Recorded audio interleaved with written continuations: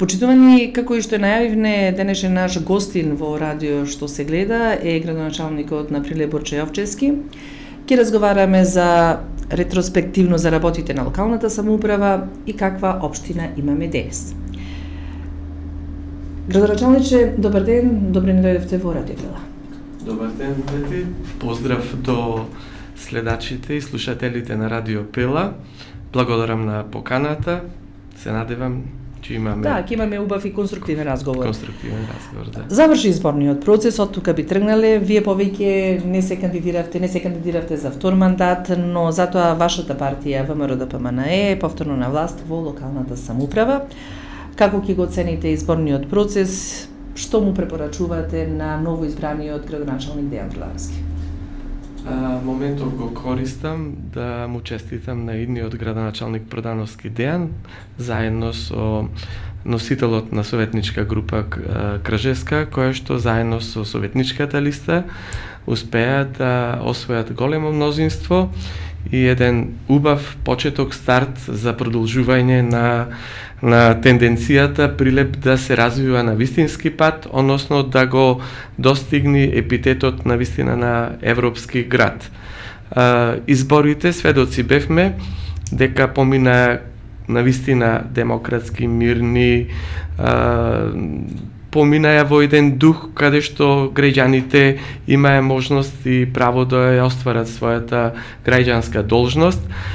Им честитам на моите сограѓани, им благодарам на разбирањето каде што на вистина Прилеп покажа како на културен, демократски начин може да избере иден градоначалник.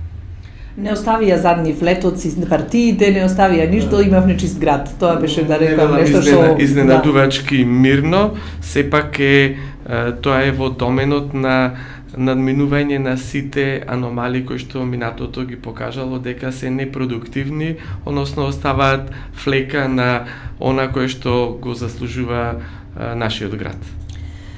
Градоначалниче, во каква финансиска кондиција ја оставивте општината или ја оставате општината? Како ја оценувате финансиската состојба во општина Прилеп? Дали имаше задолжување и ако да, за кои проекти беа задолжувањата? Како сето почна? Како ја оставате сега општината?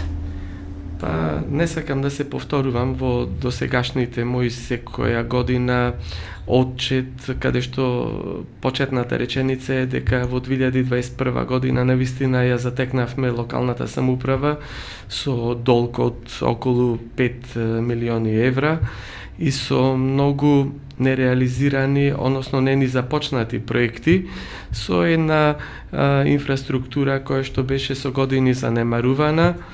Навистина таа доверба која што ми е дадоја 22.200 мои сограѓани, за кои што не бев само према нив градоначалник, него на сите мои сограѓани во општина Прилеп, не правејќи никаква ни дискриминација, ни селекција. Значи, за мене тој поглед и одговорност кон граѓаните и претходно како лекар кон своите пациенти, сите биле еднакви, рамноправни и сите заслужувале подеднакво внимание и разбирање.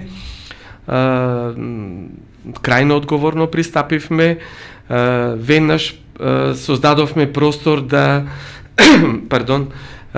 да изградиме, односно да сработиме нови проекти за кои што имаше потреба од одреден временски период за да бидат и ревидирани, обезбедени финанси за тоа, но паралелно и пристапување кон домајчинско враќање, односно исплатување на сите тековни фактури, исплати кои што навистина беа огромни.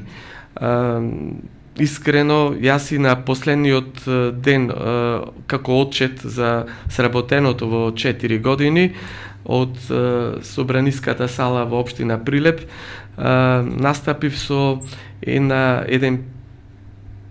проекција како ја сваќам работењето, односно управувањето со локалната самоуправа. Во мој жаргон можам да кажам дека навистина тоа е уметност да се води локална самоуправа и да се управува со таа локална самоуправа. Ја изеначувам како уметноста. Значи, уметноста препознава многу стилови, романтизам, надреализам, кубанизам и да не ги редам сите стилови во историјата на развој, на појавување на уметноста, така и јас можеби пристапив со еден мој стил, со еден мој разбирлив начин на комуникација и со граѓаните, но и со така да ја наречам опозицијата.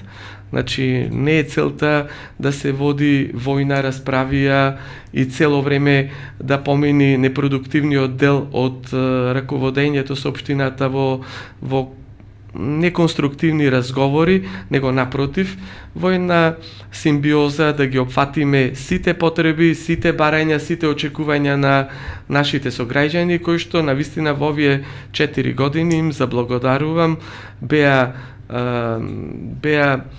во духот на ќе биде подобро и навистина од година во година покажувавме дека работиме и правиме многу за општината Прилеп. Има моите сограѓани големо разбирање, се разбира и нивните очекувања беа големи, но во распределени секоја година во развојни програми ги опфативме поголемиот дел од нивните предлози за да ги инволвираме во наши проекти. Во каква состојба сега ја оставате општината, бидејќи тоа беше попрашање во рамките на еве нескромно и од вашето студио ќе изјавам дека навистина општинската каса ја оставаме во една задоволителна и значително добра финансиска состојба со преку 105 милиони денари, кои што досега не помнам дека можело и така за 4 години да се домајчински да се сработи, а паралелно со тоа и да се исплатат сите затекнати минати долгови, кои што, повторувам, беа околу 5 милиони евра и некаде уште 7 милиони денари со пристигнувањето на ситуациите или на фактурите се очекува да биде крајно исплатена и таа сума. Значи, оставаме простор нашиот иден градоначалник да стартува без многу да покажи грижа или нервоза дека општината навистина започнува да тој чекор на развој на општината со обврска да враќа долгови. Значи, навистина се потрудивме крајно домајчински да ја оставиме општината. Повторно ќе цитирам некои од советниците кои што милуваја во негатива да го представат нашето раководење и управување. Не е важно кој советник, често пати милуваше да речи од говорницата во советничката сала, собраниската сала, дека гледајте да не оставите со ист толкав долг или поголем, да не се грижат. Бројките покажуваат дека навистина успешно оставивме добра и стабилна финансиска основа во каса. Немаме празна каса.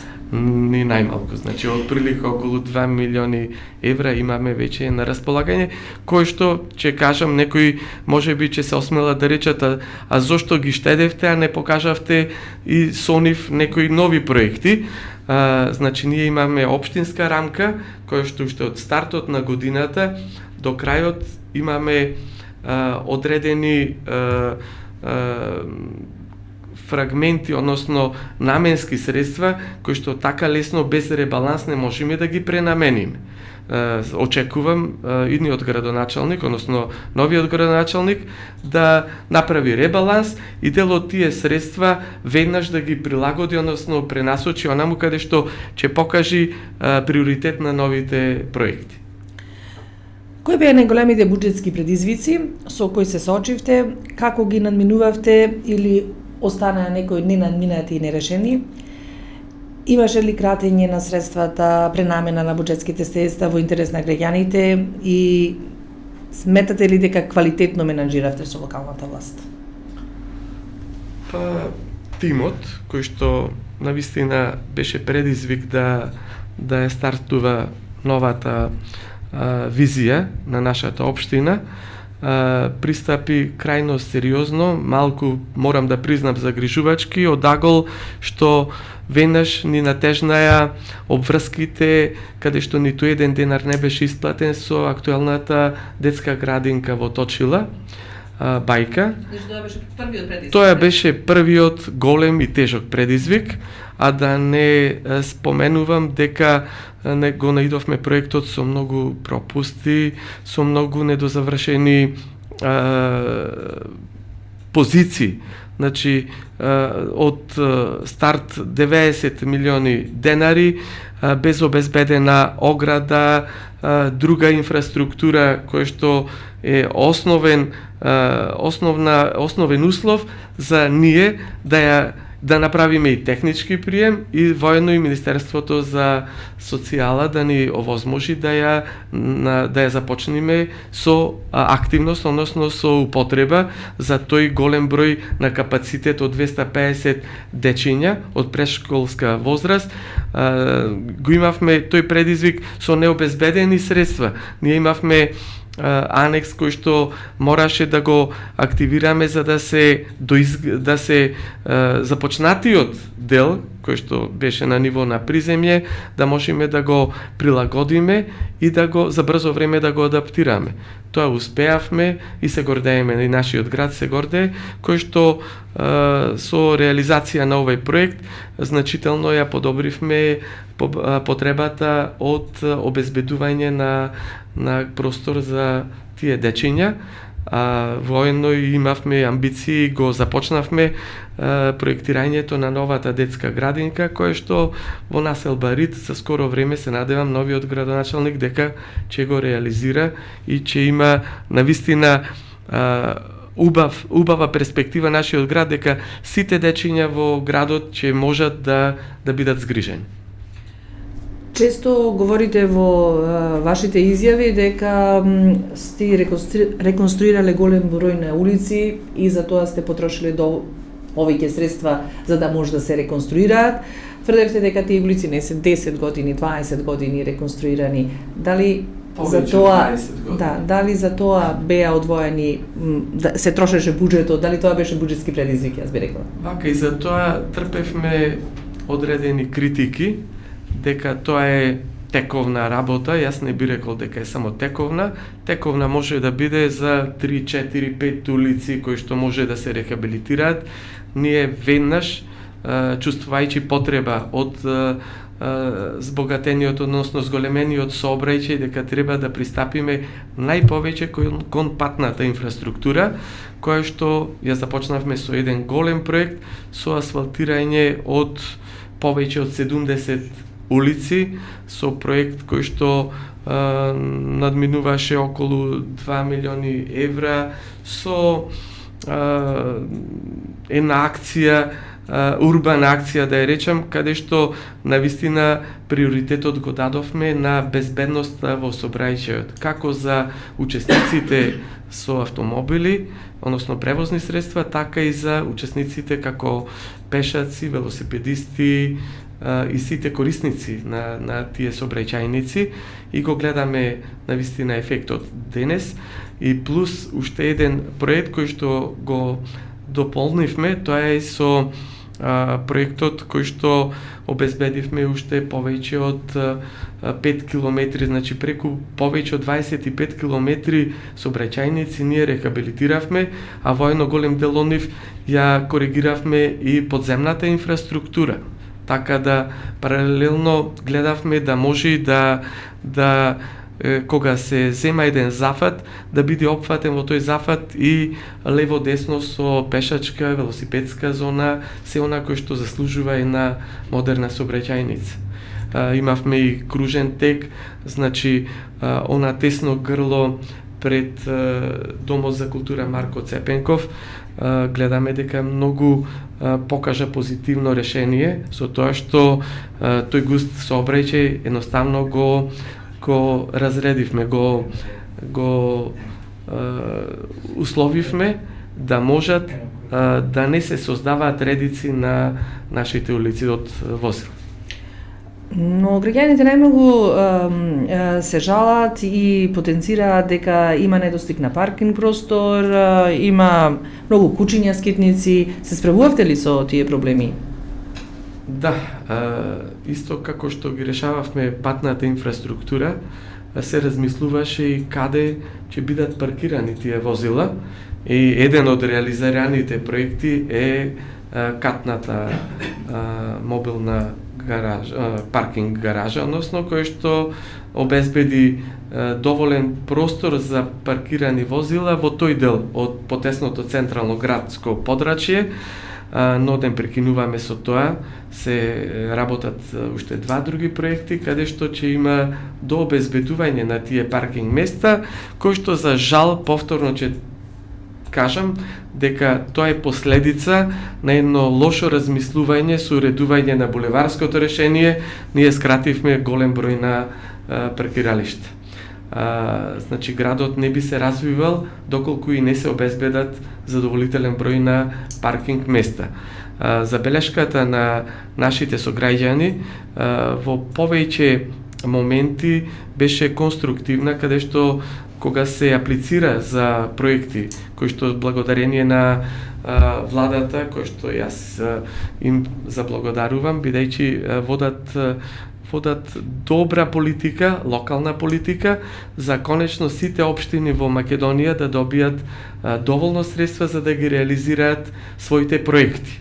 Еве, последните 11 милиони евра, благодарение на одлука на влада, преку различни министерства каде што аплициравме со готови проекти, ние и дел ги реализиравме, дел се во фаза на реализација, а дел се во фаза завршно тендерирање, кој што ете од X причини има периоди на поништување, обновување, дополнување, тоа временски одзема навистина одреден период, но сепак се на видик на реализација.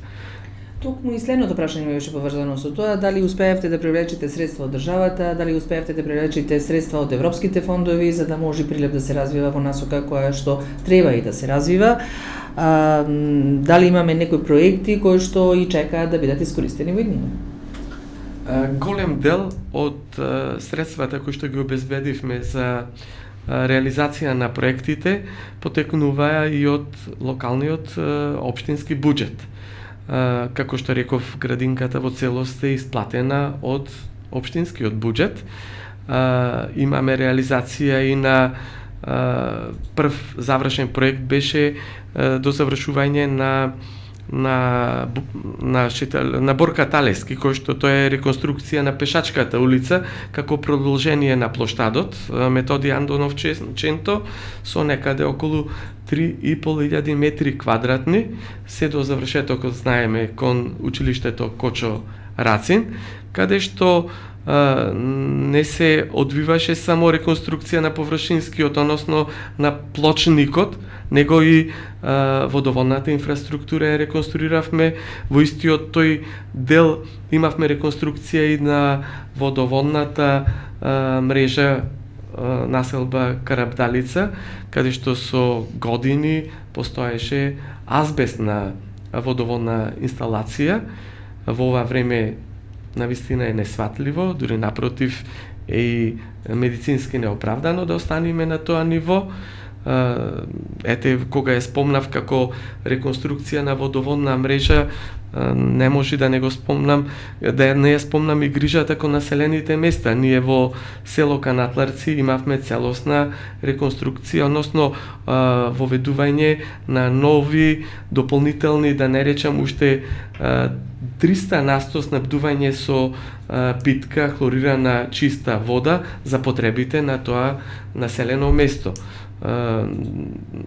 Жителите на тоа населено место и сега кога и да појдеме се најблагодарни за воведување на основните човекови потреби, тоа е снабдување со вода, кој што долги години го имаја тој проблем и нерешен и секогаш беше во доменот на обезбедување основни хигиенски потреби, не само вода за пиење. Навистина сега во целост е исполнето и тој проблем, значи е задоволен и тој дел на нашите населени места. Се ближиме кон крајот на разговорот, сигурно дека имате многу искуства и можете да ни ги пренесете, сигурно дека ќе има и други прилики за да ни видите наш гостин. Би сакала да слушнам кои инфраструктурни проекти ги сметате за најзначајни во вашиот мандат, дали беа реализирани во целост или се предвидени за некој рок понатаму. Кој вака би ви оставил ваш проект кој што ви е најзначаен? Навистина многу се примери каде што можеме ние во една емисија во вашето студио, мислам дека нема се да опфатиме, тоа е еден долг список на реализирани проекти од најмалата возраст, да не речам од новороденчина, каде што ги субвенционираме, односно имаме и према нив исплата на секое новородено дете, потоа како расти тоа дете грижа во институциите, образовните институции, грижа на предшколската возраст, грижа на школската возраст, каде што им обезбедивме и оброци, дневен оброк до трето одделение.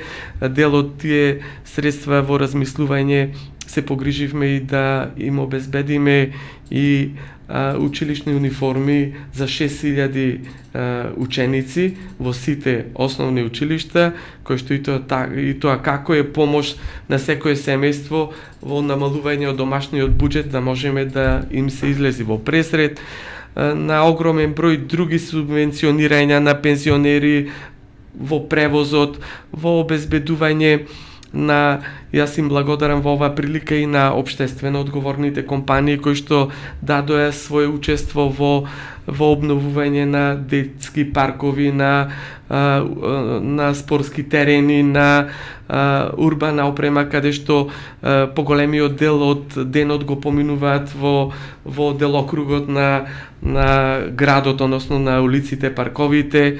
Им благодариме на посветеноста и во образованието со доделување на компјутери, школски табли, прибор, каде што исто така општината голем удел има во обезбедување, односно да дополнување или обновување на потрошен дел од образовните институции. Морам да ги спомнам и големи капитални проекти кои што имаат значително висока сума на тежина. Тоа е заобиколницата, односно не заобиколниците, него и кружниот тек на мостот Табана, кој што долги години беше занемарен како проект, дури еден период беа пренаменети, односно одбиени средствата. Ние го обновивме како проект и веќе започнате со вовед во работа. Улицата Победа заедно со мостовското решение, каде што обезбедуваме за еден голем дел од нашата населба типските да можат лесен пристап излез кон Скопје, на излез на улицата Александар Македонски. Тоа е потенцијално едно поле за нова градежна офанзива и кон населбата, како што ја милуваме да ја наречиме Градина, кое што е навистина потенцијално место како за стамбено домување, така и за друг облик на инфраструктура, училиште, спортска сала, парк, трговски центри, каде што навистина може градот и да се развива и да покажи интерес за нашите сограѓани да инвестираат, односно да купат стан, да купат место на новите млади брачни парови, каде што можат да го продолжат, односно го започнат новиот живот.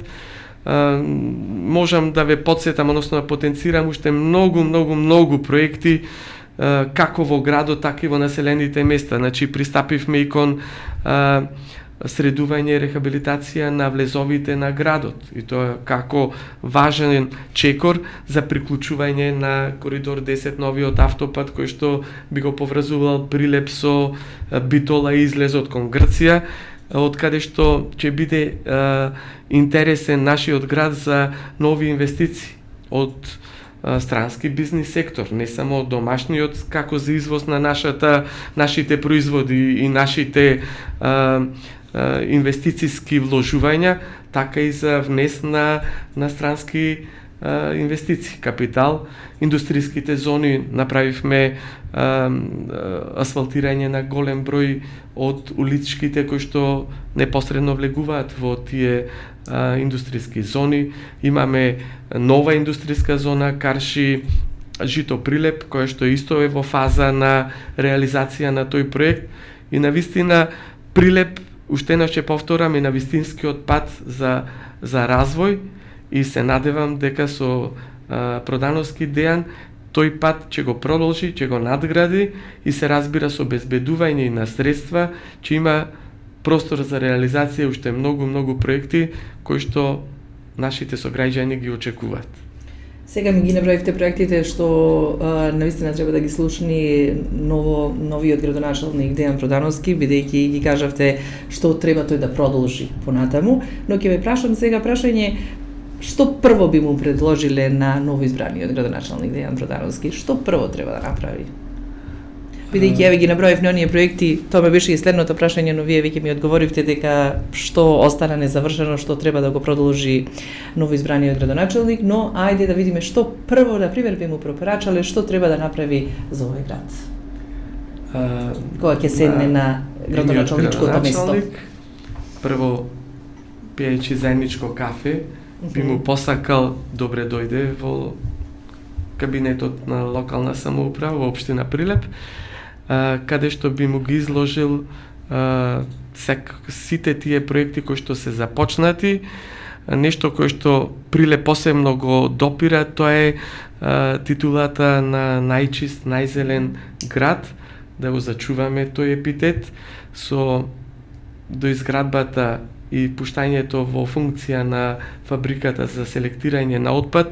Ние ќе им покажеме на сите други општини дека имаме правилна насока и тенденција да го надградиме тој епитет, кој што исто така да потврдам дека ќе обезбеди нови вработувања. Совеста на нашите сограѓани ќе биде уште на повисоко ниво со таа селекција на отпадот и она кој што Европа го очекува не само од Македонија, него од сите членки и идни земји кои што ќе влезат во Европска Унија, да го заслужат тој епитет и да не биде препрека која што може да остави пак, ќе речам, темна дамка на изгледот како на нашата општина, така и на Македонија. Да се навратам кон препораките, вашето прашање е со нови сили и со една нова визија како во која насока ќе ја развива општина Прилеп, се разбира и со подобрување на условите за економски развој, да го зачуваме од иселување прво нашиот град, од младите наши сограѓани, и со тоа паралелно веќе обезбедуваме една перспектива како да го покажат својот квалитет со нивното достигнато образование, но воедно и да се пронајдат, да се реализираат за еден уште посреќен живот во нашата општина. Верувате во тоа дека граѓаните веруваат во институциите и во институцијата градоначалник? Се чувствува веќе дека почнуваат да веруваат.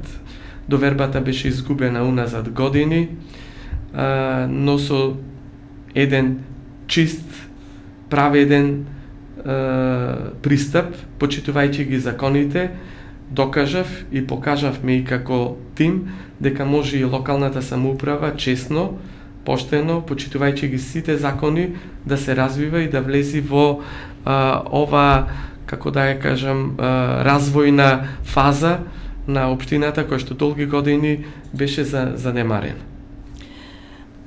По завршувањето на градоначалничката функција, би сакала да ве прашам кои се вашите идни професионални планови. Вие сте лекар, што е следно?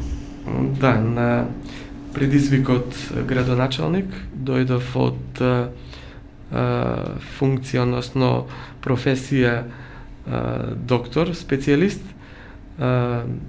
Повторно се враќам во медицината, каде што го посветив и мојот студентски работен век, како да кажам, каде што и голем дел од моите сограѓани биле и претходно во комуникација со мене, така да истата комуникација само во друга насока ќе ја продолжам со моите сограѓани, каде што желбата за внесување, односно подарување на добрина и здравје, и тоа како мислам дека ја очекуваат моите сограѓани во иднина. Градоначалниче, ви благодариме што бевте гостин во Радио Пела. Се надевам дека вашето искуство ќе биде корисно за идната локална власт и за граѓаните на Прилеп, за подобар Прилеп, за развоен Прилеп. Почитувани, тоа беше градоначалникот на Прилеп, господинот Борче Јовчевски, кому му посакуваме понатамошна успешна кариера во неговата професија, бидејќи лекарите сепак не се потребни. Да, се согласувам. Благодарам.